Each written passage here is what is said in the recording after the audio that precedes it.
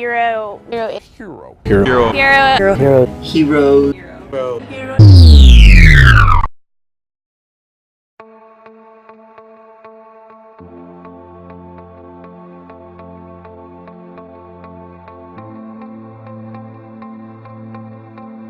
For me, a hero would be someone who's dependable, reliable, trustworthy, someone that you can really look to in times of trouble. It doesn't always have to be danger, just any type of trouble. I think a hero would be someone who sacrifices their reputation or life in a selfless way to help others. I would define a hero as being any person at any time that does something out of the ordinary. It could be a lady, a person, a kid, whatever. Somebody is a hero when they are somebody that you want to be like, or when they make a change in your life for the better. A hero is someone who places the interests of others over the interests of their own. Well, the shocker, and I would say it's probably 100% of the time I meet an individual service member, is the first thing that always comes out of their mouth is thank you for helping us. And I'm always quite humbled by that, because we didn't give anything but some money and a little time. They certainly gave a lot more. It just seems like you, as somebody who's willing to give great sacrifice along with great humility. Having the opportunity to lead American soldiers, sailors, airmen, Marines, and Coast Guardsmen. What they do, how they do it, they go places most people can't even imagine. They do things that most people can't even fathom, and they're brave, they're resilient, and they're kind. And being able to participate in that and see that in action on the battlefield is the greatest privilege any officer can experience.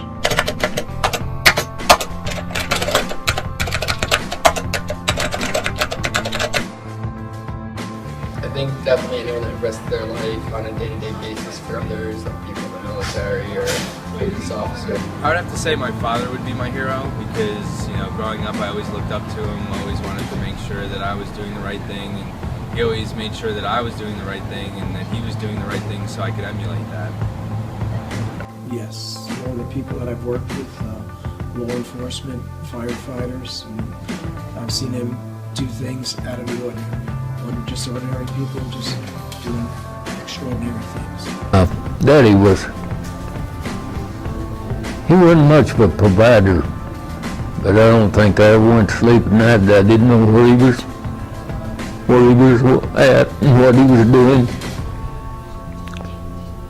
And he and my mother loved one another like it was going out of style. My mother was an extraordinary person. Everybody thinks that, I know. But she was. Back in the Depression, we didn't have anything, I'd say, and we made it on what. But my mother, every day at the set time, she sat down and read the Bible. Sometimes she'd read it to us kids, but if we weren't there, well, she'd read it herself. And she was an extraordinary person. And I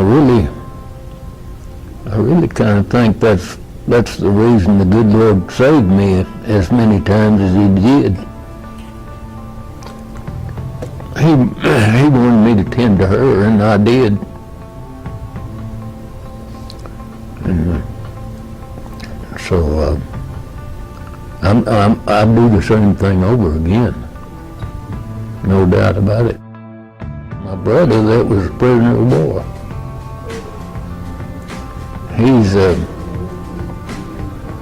he came out in pretty good shape, and he married his old sweetheart.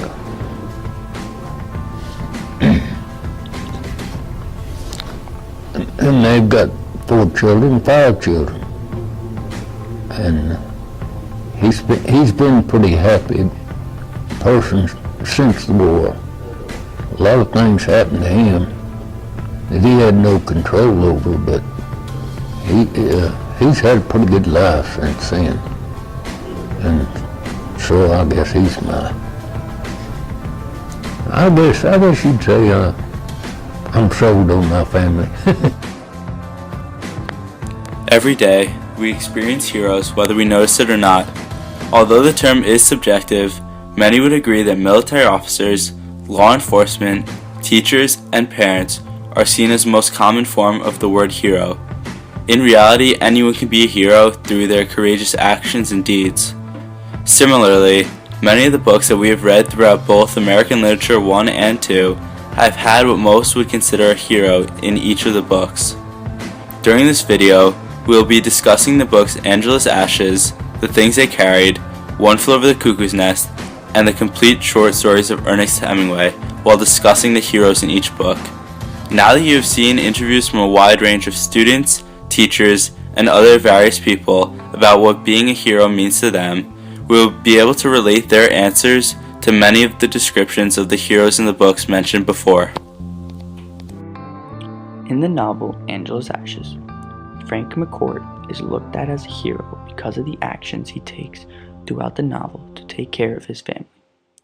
Poverty is not uncommon in this novel, and Frank McCourt's family struggles because of it, especially after they move to Ireland. With his dad being a drunk and his mom being depressed, Frank is pushed into the position of head of the family, which is a difficult task to ask, even an adult. He has to be able to now provide for his family at the young age of 14, and he is determined to find a job so that he can make money to cover for the debt that is created by his father's heavy drinking. In addition to all of these struggles, many curveballs are being thrown at Frank during the progression of the novel. Both of his younger brothers die, and his mom has a miscarriage, leaving him all alone until his mom successfully has 2 sons. For this is why Frank can be called a hero throughout the novel, due to his mature efforts to keep his family alive and well. In The Things They Carried, the hero in this book is Tim O'Brien. Tim O'Brien is a Vietnam War veteran that was drafted into the Army. However, Tim O'Brien clearly did not mind being drafted because he feels that going off to war and serving for your country is more important than any man's individual views, according to the novel.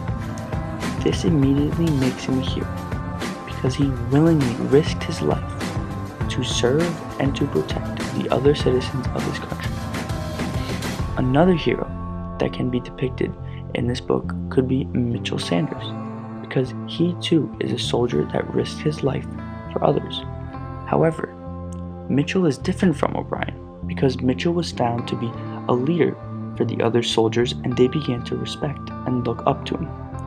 In Mitchell's case, being a leader in the community is being a hero because the other people in the group rely on him in times of need, which is exactly what being a hero calls for. Throughout both of these novels, heroes can be clearly depicted, and each of these heroes can be related to heroes today in our everyday life. You might not think it. Something as simple as donating $1 to charity can instantly make you a hero because you are helping a good cause. In addition to this, there are people all over the globe that are struggling in life because of misfortunes such as poverty, illnesses, wars, and etc. However, with hard times, there is always a person that will emerge as a hero, whether that person be similar to Frank who helped his family survive in a time of need, or if that person be similar to O'Brien and Sanders, who both risked their lives for others.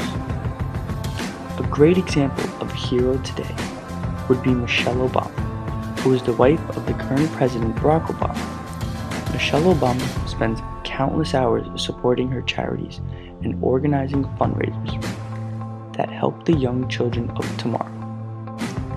Michelle's main goal is to help young kids that suffer from obesity. Obesity is a major problem in America today, and it affects people of all ages because it is a disease that you acquire from eating food. This disease is so important to Michelle because she feels that with a little push, weight can be lost and the percentage of obese citizens in the United States can be greatly diminished. Michelle Obama is clearly seen as a hero to many, just like the characters in these two novels. So to briefly wrap it up, there are many various ways to become known as a hero, and my 3 examples are just the beginning. Because as I've previously stated, with difficulties, there is always a person that will emerge as a hero. A hero is considered to be any man noted for courage or nobility. And in One Flew Over the Cuckoo's Nest, Randall McMurphy is the clear-cut hero.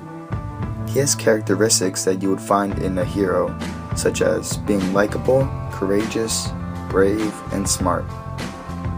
McMurphy's strength as a person has a great effect on the other people of the ward. Until his arrival, there were no heroes present in the ward. He gives the other patients courage to stand up to the oppressive force that is Nurse Ratched. He manages to disrupt the tight grip that the nurse has over all of them. McMurphy doesn't want to conform to the restrictions that Nurse Ratched puts on all of them. He fights for what is right and helps the patients realize that they should all fight for what they believe in too. In this sense, you can call McMurphy an American hero because he symbolizes freedom and revolution. What makes McMurphy an even stronger hero is the fact that he sacrificed his life in deciding to stay and help his fellow patients. He died fulfilling his mission of changing life inside the asylum. A very significant feature in Ernest Hemingway's short stories is a code hero. They are fascinating because they do not always contain a clear-cut hero. I will be analyzing how Indian Camp, The End of Something, The 3-Day Blow, and A Clean, Well-Lighted Place contain elements of code heroes. In Indian Camp, we read about a young Nick Adam and his exposure to death very early in life. He joins his father as he goes to an Indian camp to help a woman in labor. During the journey to the camp, it is dark and Nick wants his father's arm around him. The fear of darkness is a code hero trait. The woman at the Indian camp is in great pain, but Nick's father does not have any anesthetic. This is also part of being a code hero. A code hero is stoic, because showing emotions and having a commitment to women is a weakness. Nick's father later sees that the father has committed suicide, and Nick sees his body.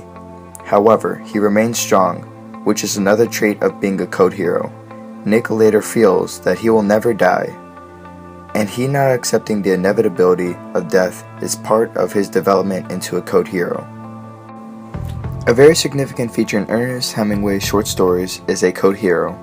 They are fascinating because they do not always contain a clear-cut hero. I will be analyzing how Indian Camp, The End of Something, The 3-Day Blow, and A Clean, Well-Lighted Place contain elements of code heroes. In Indian Camp, we read about a young Nick Adam and his exposure to death very early in life. He joins his father as he goes to an Indian camp to help a woman in labor. During the journey to the camp, it is dark and Nick wants his father's arm around him. The fear of darkness is a code hero trait. The woman at the Indian camp is in great pain, but Nick's father does not have any anesthetic. This is also part of being a code hero. A code hero is stoic, because showing emotions and having a commitment to women is a weakness. Nick's father later sees that the father has committed suicide, and Nick sees his body. However, he remains strong, which is another trait of being a code hero. Nick later feels that he will never die, and he not accepting the inevitability of death is part of his development into a code hero.